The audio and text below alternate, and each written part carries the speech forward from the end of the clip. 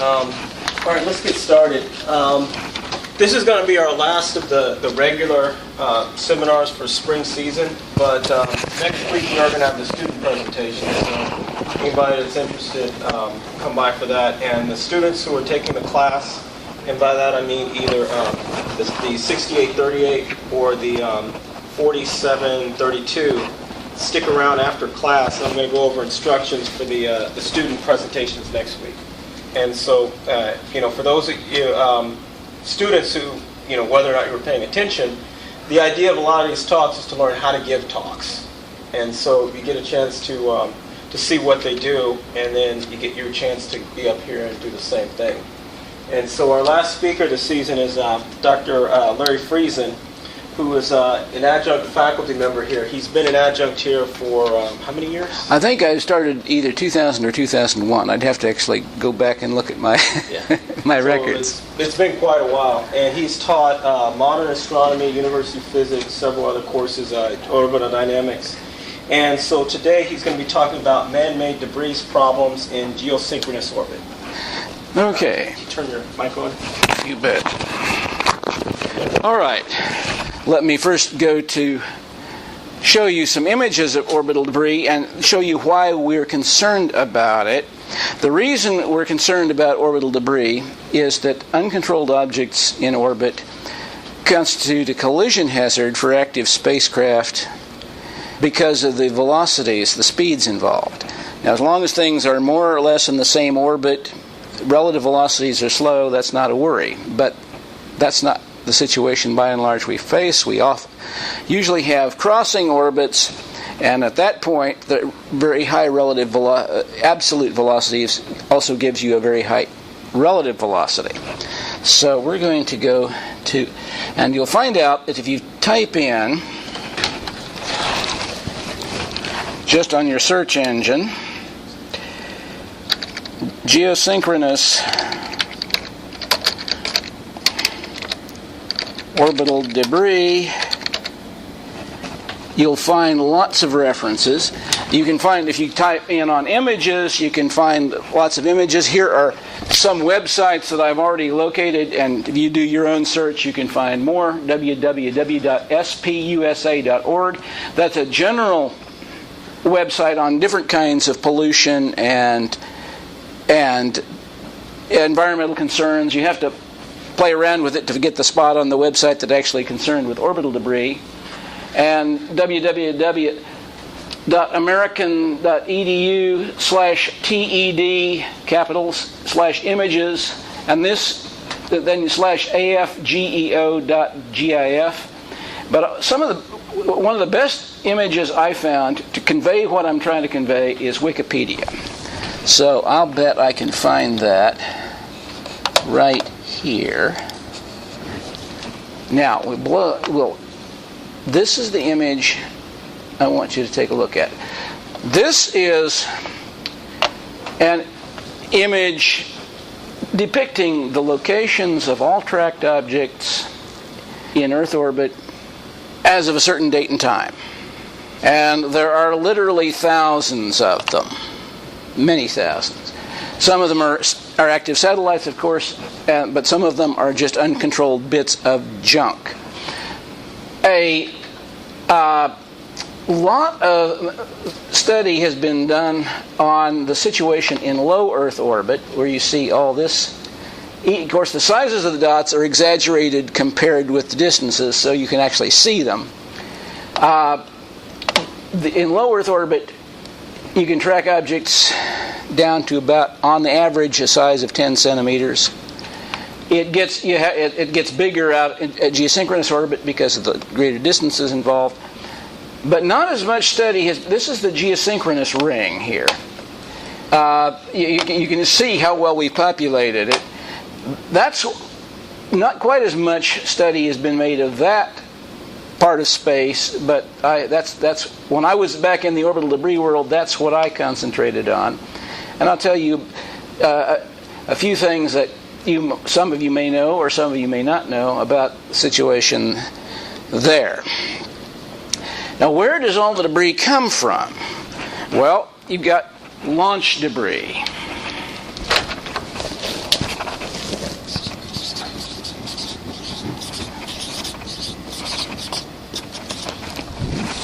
There's sources.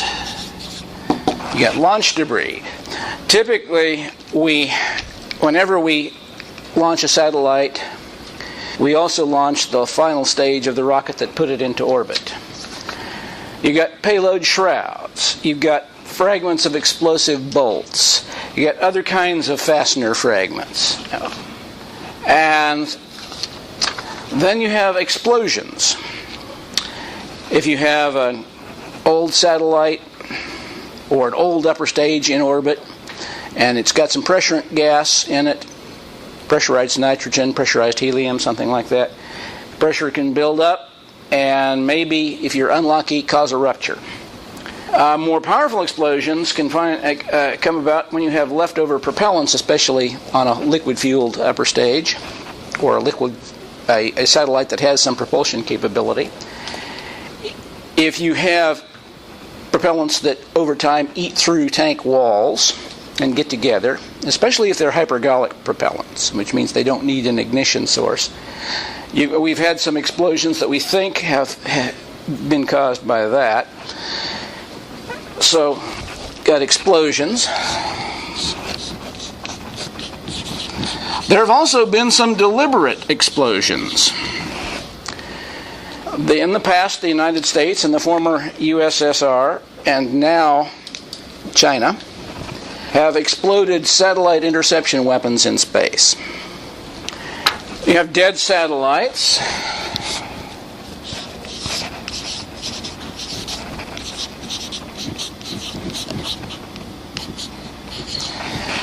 When a satellite gets to the end of its useful life, runs out of electric power, it runs out of control propellant, or you can no longer get a signal back and forth between it and the ground, and it's still in orbit. But it then constitutes a hazard to everything else, and collisions. We have a few occasions, not many, where we think that two objects in orbit actually ran into each other, and of course, if they run into each other at high speed, you can create a real cloud of fragments from that. Now, some peculiar circumstances about geosynchronous orbit. One of them is there's no air drag. Now, in low Earth orbit,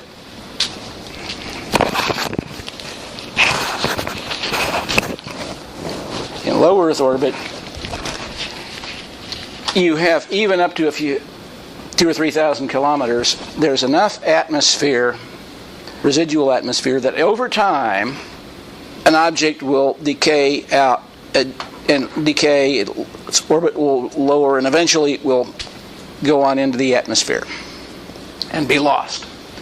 That's now up, if you're above 1,000 kilometers or so, the time it takes to do that can be in the order of centuries or even millennia, but it will happen. But here, basically, there's no air left. You're not going to have any air, and nothing's going to drag you back down and remove you. So everything we put in that orbit accumulates.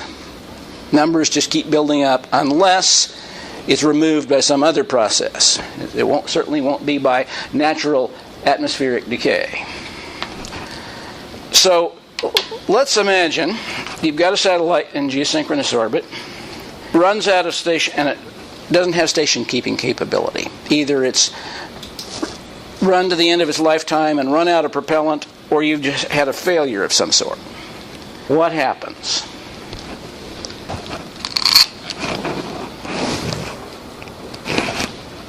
Well, the first thing that happens is you're going to have some longitude oscillations.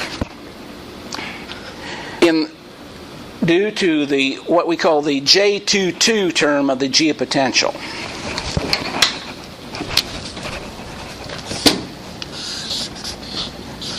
And what that corresponds to is, if you're looking down from the north or up from the south, it's as if, from a gravitational point of view, the Earth's equator was elliptical. Now, I've exaggerated that for this drawing just to show it. It's very slight very small term. In reality, it's a lot weaker than what we call the J2 term, which corresponds to the Earth's equatorial bulge, and it's a lot weaker than what we call the J3 term, which is what gives the Earth its, quote, pear shape, unquote. It's not terribly important for most orbits. In most orbits, if your gravitational model doesn't include the J2 term, you won't be very far wrong in your calculations. But it's quite important for geo orbits, for geosynchronous orbits, because the orbit is in resonance with it.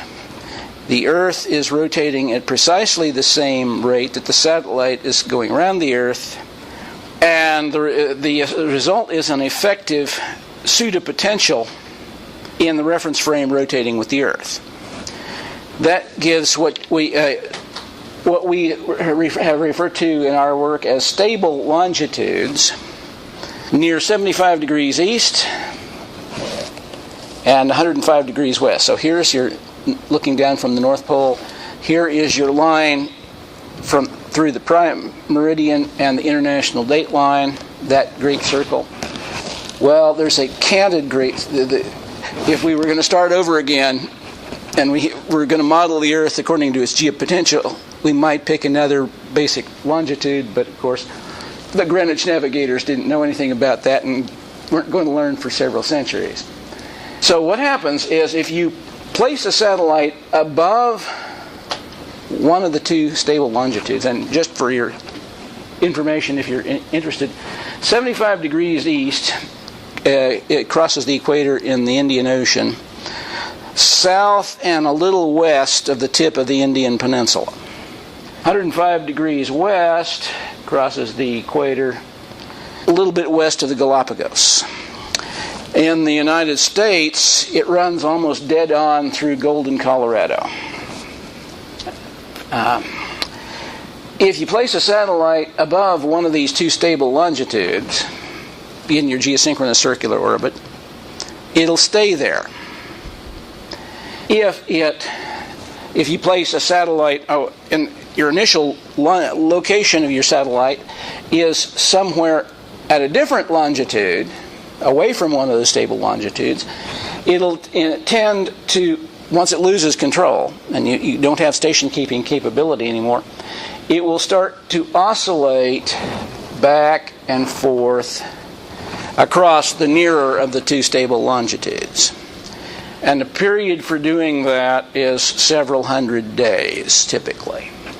Now, that's not a huge debris hazard because these relative drift velocities at several hundred days are quite slow, and orbital dynamics arranges things so that when it's drifting forward relative to the geosatellites that are still keeping station, it'll be slightly below them, and when it drifts backward, it'll be slightly above them. Something that's more important for the debris situation are inclination excursions. The inclination of uncontrolled objects oscillates up to 15 degrees and back to 0 with a period of 53 years. Now let me show you what that is like here. Now, what the reason for that is, and it's the gravitational torques of the sun and the moon, which don't happen to be in the equatorial plane, at least not generally speaking, exert torques on your orbit, and then the Earth's equatorial bulge, well, all of the non-spherical terms of the geopotential, but most especially the equatorial bulge, modifies the period and amplitude of that. And what happens is it causes a plane precession. If I could have a couple of volunteers from the audience to help me with this. I've got a little prop here I can use to demonstrate this. Okay, I've got one. Anybody else? Front row.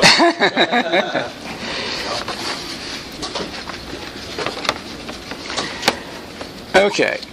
This represents the size. It's amazing what you can do for as if you're ever going to be a teacher, with simple things like cardboard.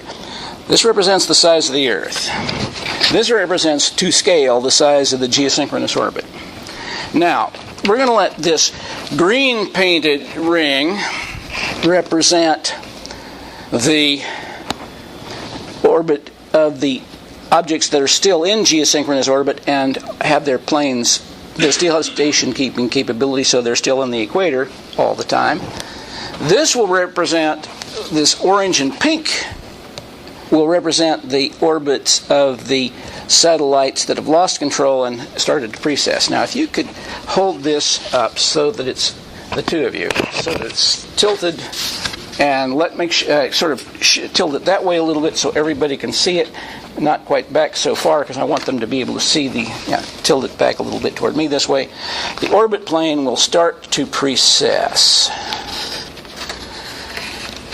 So it will go, what you'll get, thank you very much, what you'll get, it will just continue to precess due to those perturbations.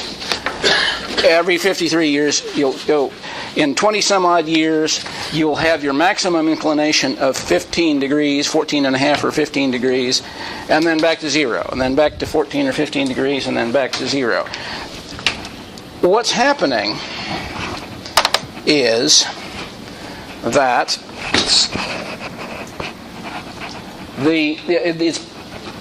your orbit pole is precessing, or about, there's the angular momentum vector of the orbit, or the pole of the orbit, is precessing around a pole that's tilted 7.3 degrees approximately from the Earth's north pole in the direction of the ecliptic pole. The EP here is the right angle pole, or the angular momentum pole of the ecliptic plane. And way you can show that if you actually just plot the direction here. Basically, we start at 0, 0, and you follow this around. Your orbit pole starts out the same direction as Earth's north pole. Then over time, 20 some odd years, here you're going to be at your peak inclination, then you'll back to zero, then back. It'll basically perform that kind of an oscillation.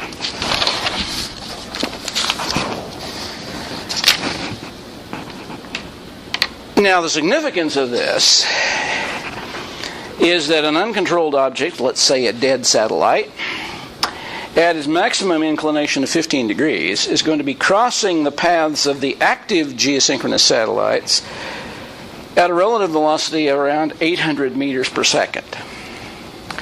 Now, to put 800 meters per second in terms that you might have some experience with or some comprehension of, it's comparable to the speed of a high-speed rifle bullet, let's say a 30-06, or, considering the mass of a typical geosynchronous satellite, it might be better to compare it with the speed of an artillery shell. The orbital velocity, circular orbit velocity at the geosynchronous altitude is about 3.2 kilometers per second. So if you take that and factor in the 15 degree inclination, it comes out to a relative speed on the order of 800 meters per second. Now, a current typical method or approach to dealing with the situation is that satellite operators typically save a little propellant at the end of a satellite's life to boost it up to a graveyard orbit. So here you're starting in geosynchronous orbit, and to boost it up to a graveyard orbit 200 to 300 kilometers above the geosynchronous altitude. Now that's sufficient to allow, it turns out, due to various orbital perturbations, most satellites in geosynchronous orbit will undergo altitude excursions, typically on the order of 50 kilometers max. You have altitude excursions in the graveyard orbit, typically of the same or very similar amount. Well, this allows you gives you allowance for those altitude excursions plus a buffer zone in between. What was that number again? How far out? 200 to 300 kilometers above the geosynchronous altitude is the graveyard orbit. The typical altitude excursions of satellites within each orbit is about plus or minus 50. Now that's not enough. That's enough to avoid the altitude excursions of the satellites themselves, but it's not enough to avoid altitude excursions of fragments of an explosion that occurs in the graveyard orbits. Those typically could scatter for hundreds or up to maybe a few thousand kilometers up and down. Nor will it prevent collisions among objects in the graveyard orbit. Remember what I said about satellites accumulating? So one way of keeping them from accumulating in the geosynchronous altitude is to move them somewhere else. But you're not then moving them out of the graveyard orbit. So that orbit starts to build up, and there's nothing to stop any collision from happening in that orbit. One concept that I developed together with Donald Kessler, who was my boss at the time and who was really the leader of the orbital debris studies at NASA at the time, was to reduce plane precession. It occurred to us to wonder what would happen if instead of launching a geosynchronous satellite into equatorial plane, what would happen if we launched it into a plane perpendicular to this pole, this precession pole. In other words, we would set it up so that the orbit plane is 7.3 degrees inclined to the equatorial plane to start with. Would that reduce plane precession and reduce the relative inclinations among objects in that what we called stable plane orbit? Well, it turns out that that concept works. This stable plane corresponds to an invariant plane in the Earth-Moon system. It's analogous to the invariant plane of the solar system. Now, I don't know how many of you have studied solar system orbital dynamics, but in the solar system there is something called the invariant plane. Now, that basically is at right angles to the plane that's at right angles to the total angular momentum vector of the solar system. The ecliptic plane and the other orbits of the other planets are close to it, but not usually right on it. Well, various orbits through perturbations, the inclination of Earth's orbit shifts from a little bit from time to time. Mars' orbit shifts from time to time. The other planet inclinations shift a little bit.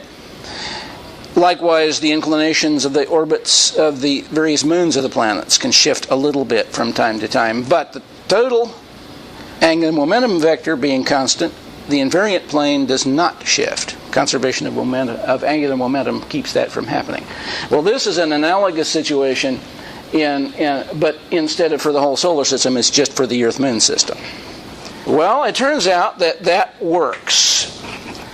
Plane precession in such an orbit, we found, was limited to relative inclination excursions to each other, not to the main or the equatorial band, but to each other, of 1.2 degrees. You can do even better than that. If a group of satellites put into such an orbit will precess together. So if you are very careful and launch each satellite into the plane that the previous satellites are right now in, they'll all precess at the same rate, so that their relative inclinations to each other if of that set of satellites will remain less than 0.2 of a degree. The relative inclination of 1.2 degrees reduces your relative velocity, maximum relative velocity, to 67 meters per second instead of 800. And 0.2 of a degree will give you a maximum relative velocity reduction to 11 meters per second, which that's about 25 miles an hour. Now, you know that if you're driving in traffic and you hit something at 25 miles an hour, you're going to feel it. There's going to do some damage, but you can design vehicles that will survive that. You can design satellites that can survive that fairly readily. And it's a whole lot different from just trying to design something that will survive an 800 meter per second impact. Now, what such an orbit would require is that ground-based satellite communication antennas and satellite dishes for receiving television and so forth would have to do a modest amount of tracking. You'd have to program them so that they'd go through a small ellipse or maybe a small figure 8 pattern each 24-hour period. I think that's pretty doable. We have amateur telescopes that can be programmable to track stars, follow a star in spite of the Earth's rotation. So if we can do that, I think we can do this. That's nowhere near the tracking requirement that you'd have to do, let's say, follow an orbit, a satellite till it goes up below your horizon, and then go quickly slew your antenna to pick up another one that's coming up over your horizon. We can do that sort of tracking, I think, fairly readily. It would also, however, probably require a major policy decision about how the nations of the world want to use geosynchronous orbit in the future. For collision avoidance, it's probably not a good idea to continue to put satellites into both the stable plane and the equatorial orbit. We need to do need to pick which one we want to stick with, because if you have some of them in equatorial and some of them in this stable plane orbit, you have a guaranteed relative inclination of 7.3 degrees. And that's not a good thing if you have large numbers of satellites in each. Okay, I'm finished, and go ahead, sir. Now something just standard geosync orbit. Yeah. Population is 7. Right. And something. Right. I think you'd have a phase-in period where you'd start the existing ones in equatorial orbit would. You use them to the end of their nominal lifetime, then boost them up to the graveyard altitude, and then launch new ones. If you were going to choose to use the 7.3 degree orbit, we'd probably just say from now, after such and such a date, everyone will launch new geosynchronous satellites into this stable plane orbit. But that would be a policy decision that pretty much everybody would have to agree on. So there would be a period there. There would be a trend. More risk. A slightly greater. There would be a increased risk, at least temporarily. So again, that's a policy decision, and people have to think out the consequences, good and bad, of both paths. Other questions? Discussion? I want to go back to the ones that we have right now for the GPSs. We've got a series of satellites. Yeah, but those are not in geosynchronous orbit. They're in a high orbit. But they're quite a bit lower than geosynchronous, and they're in a whole series of orbit planes. Yeah, that was originally they're inclined. They're highly inclined orbits, all the different orbit planes, so that, and they have enough planes selected and enough satellites in each orbit so that you can cover the whole globe. And at least most of the time, have enough satellites in line in somebody's field of view for the GPS system to work effectively. Okay, so then in this orbit that we're currently in, are the television, mostly the television basically. communications? Most of the communication satellites, there are certain weather satellites that are in that orbit, other kinds of observation satellites. The Defense Department probably has some observation satellites in there. They don't tell anybody about it because my buddies, David Talent, has worked with them, and he says that there's some things that the Defense Department doesn't really want to talk about that, and he can't really say, but there's a good bet that at least a few of them are in a geosynchronous altitude. But yeah, most of the assets right now are in the geosynchronous circular or equatorial orbit. There are a few special low Earth orbit polar orbit type communication satellites that are basically, they were going to try to make a whole series of them called Iridium, and that didn't pan out as a business venture, but they were going to have, basically, you could have a cell phone and a satellite link up, so you could go, say your cell phone would link up anywhere in the world. But I think the Defense Department took it over because they decided, even though the business and civilian community decided they didn't need it, it wasn't going to make money, the military could have some interesting communications that they could do through it. So there are other kinds of communication satellites. What they do, I think, sometimes is like store and forward. When the satellite's overhead, you uplink your message, and then it downlinks it, or the satellites talk to each other, and if you need to direct communication right now, it figures out which ones to route through to get to your intended destination. That was my understanding. They may have, but the last I heard was the DoD was planning to buy them out. That may have changed, or the DoD may have decided, well, we don't really need these after all, and they may have sold them to some consortium. I'm not always up in the loop as to what business deals and who's running what at a given moment. Yes, ma'am. I realize you've been talking about a lot of like small stuff that we. Yeah, it's the small stuff. 30 centimeter stuff that we're working very hard with radars and optical retriever and all of in this environment. Mm-hmm. It's a huge risk that everybody's. Yeah. Well, we don't know. We think there have been one or two explosions in GEO, but we don't know. It's hard to say for sure because people, at least most people from the ground, don't observe it closely, and you can miss things that happen. And it's a long way off, so it has to be a big enough event for somebody to pick it up. But there's a reason to think that once or twice some batteries, you can have explosions from batteries if you have the right chemicals in the battery, and things undesirable things happen with those chemicals. So we think one or two explosions have happened in GEO, although we're not, at least at that last I checked, they weren't dead sure of it. But the amount of small stuff is probably not so big, except for rocket propellant, for solid rockets that are used as the final insertion stage sometimes. Huge handful of. That may be one of the explosions that we're thinking of. Well, that stuff will have the same plane precessions plus whatever altitude and inclination excursions it started with, backed onto it. So yes, there are other concerns besides just the intact satellites.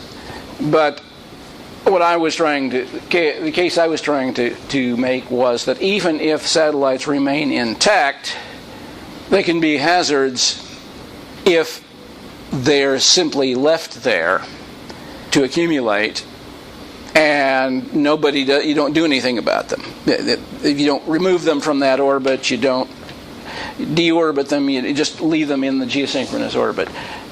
Even though they're not technically, they didn't start out as junk, when they're no longer useful, they're junk now. And they're pretty big pieces of junk. Question. Yes? Do you have any idea what is the way to determine? Well, anything that's in geosynchronous orbit is almost certainly man-made. There are, I can imagine now you can have meteoroids that come in and hit something that's in geosynchronous orbit. I would imagine anything that's highly elliptic. Perigee is probably something. Yeah. Well. For the most part, is that? Yeah. Plates. Yeah. Oh, so it's exact opposite. Yeah. Now, well, anything that's in bound orbit is probably man-made, because if it's a meteoroid, if it's the only natural sources of collision objects are meteoroids, and they come from the solar system, so they'd be on hyperbolic or parabolic trajectories. They'd be they're still a hazard to everything in low Earth orbit, middle Earth orbit, high Earth orbit, any spacecraft anywhere. And the degree of hazard, I'm not sure, at whether there's any particular altitude that's at greater risk than others. But in low Earth orbit, at least, the man-made hazard now outweighs the natural meteoroid hazard in terms of the actual danger of damage to spacecraft by orders of magnitude.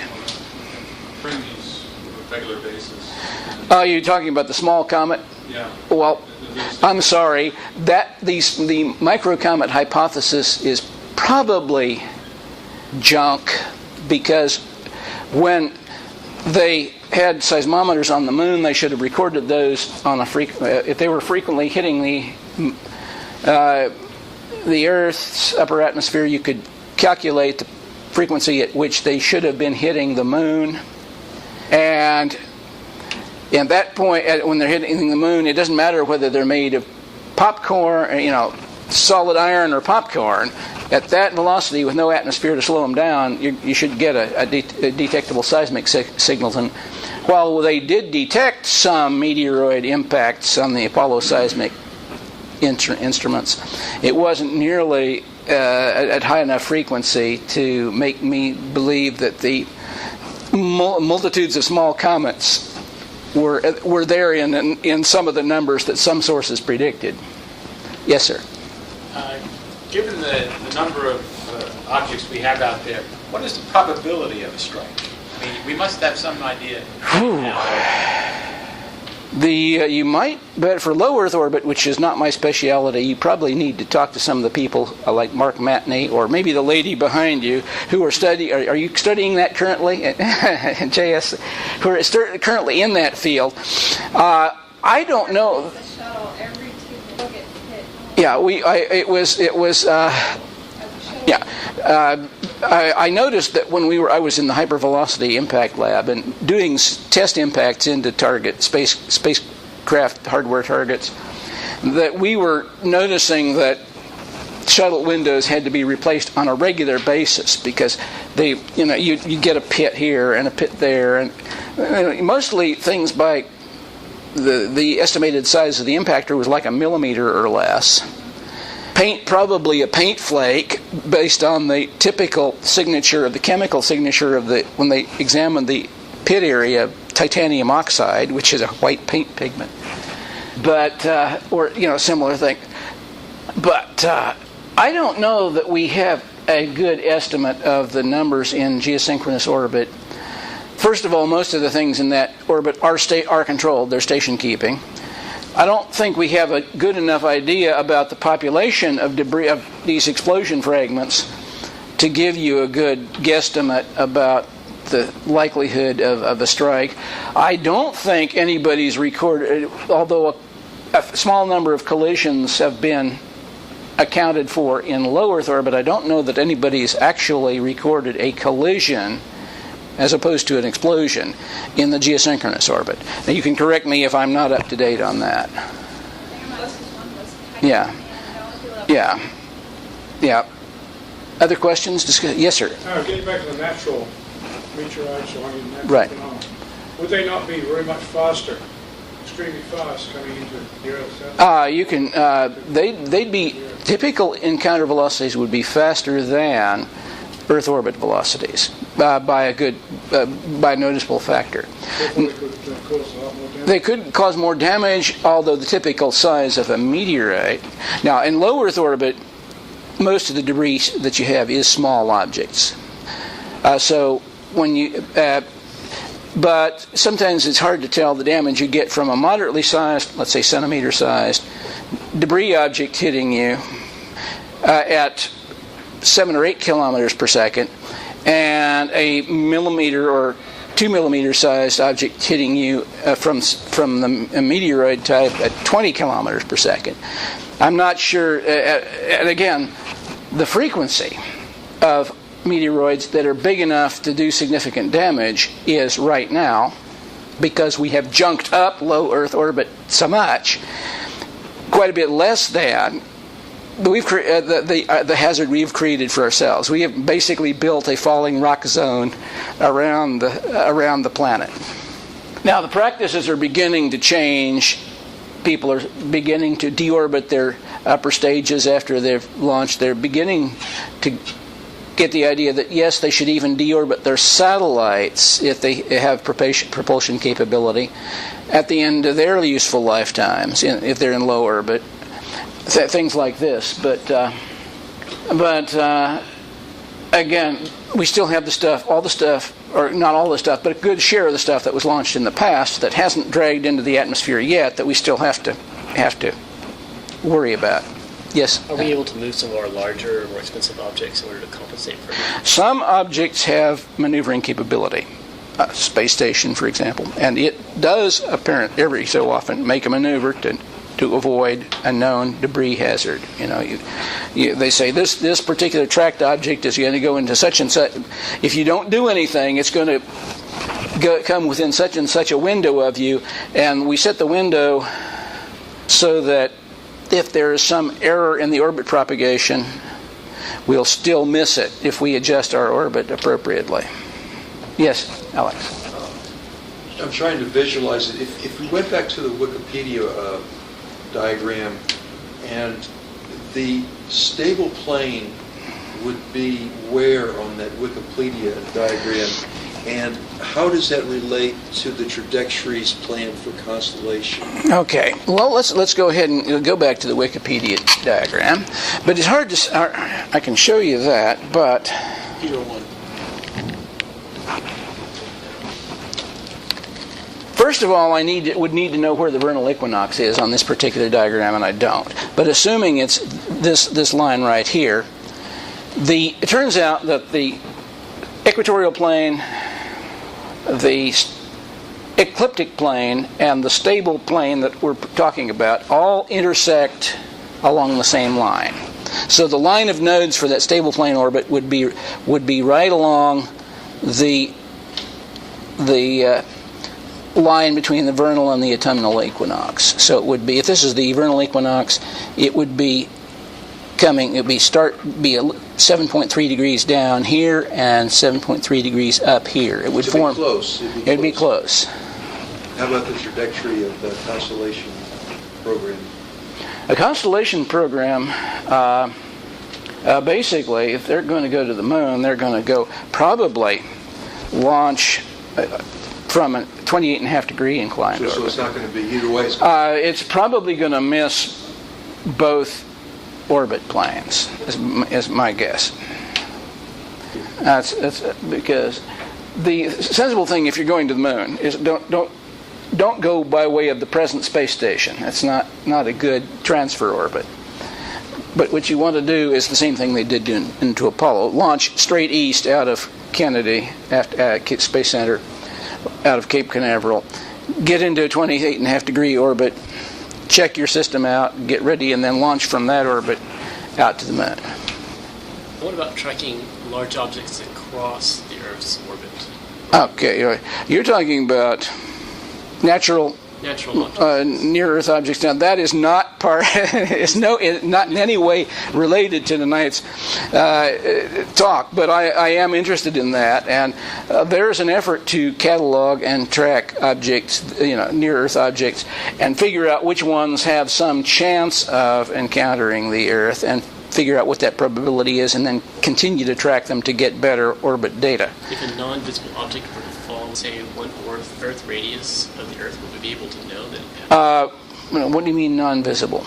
Like something that you cannot see through a telescope, a visible telescope. Oh, basically, if it's got a big enough profile for a radar to pick it up, a few hundred meters. The smallest near-Earth objects we've tracked so far are a few hundred meters across, maybe down to 100 or 200 meters. I don't know if we've actually tracked something that we think, tracing its history back, we think was one of the old S4B stages from the Apollo era that got left in a trajectory that took it into interplanetary space. And it drifted back, but it was interplanetary space that wasn't very far from Earth orbit. So it drifted back into detection range a few years back. So we can detect things that size, out to probably the distance of the moon or better. Is is there a great probability something were to fall in that area that was of a large size that we would notice it? Now, the object that formed Meteor Crater in Arizona, they think, was an iron meteorite only 10 or 20 meters across. So a 100, 200 meter object falling would, and they think that the blast wave from that, one of the people at JSC co-wrote a book about that. I forget that. I'll think of his name in a minute. And they figured that the blast wave from that would have knocked over a mammoth that's happened during the Ice Age at a distance of, I don't know, a couple of 100 miles. So a 100 or 200 meter object would not be an earth-shattering event like the dinosaur killer of the hit Chicxulub back in the at the end of the Cretaceous, but it would be a very bad day for the continent it landed on. You wouldn't want to be, if it hit North America, you wouldn't want to be in North America. Or you'd have to be batten down your hatches and prepare for some pretty serious, difficult times for a little while, till things cleared up. So yeah, we do want to know things down to that size if we can find them. They won't kill the whole planet, but they're enough of a nuisance that if we can find them, we want to and track them. Any other questions? Yeah.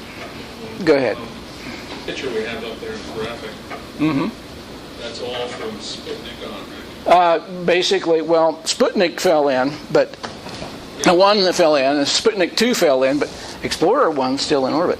That's about 50 years of This is an accumulation of 50 years of launches, activity. minus whatever has already re-entered. Now we got India and probably several other nations in the next 25 years get up their programs. Yeah, well, I'll make an estimate. We probably have an order of magnitude activity coming on. That's- What do you think we can expect as far as that those 25, 50 years? it depends on what orbits they put their things in, but I think both of these regions, near-Earth orbit and geosynchronous region, will both be more crowded. Unless, and one of the other ideas besides stable plane that people are considering is collecting up the objects and saying, instead of everybody having their orbits scattered hither and yon, collect up the objects into a small number, 2 or 3 or 4, probably at least 3, so you can cover the entire range of longitudes.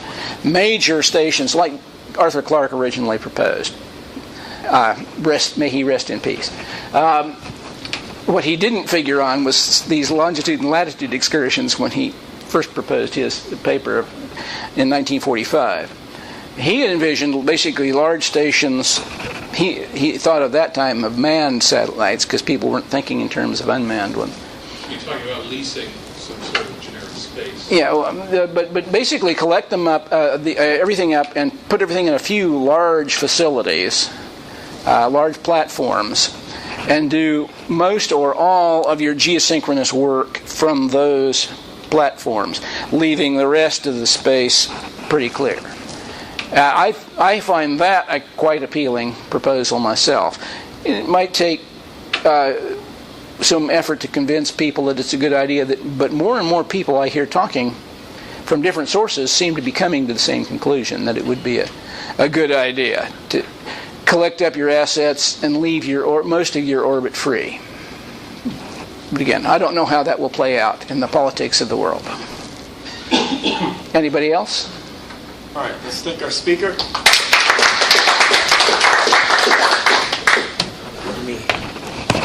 Switch that.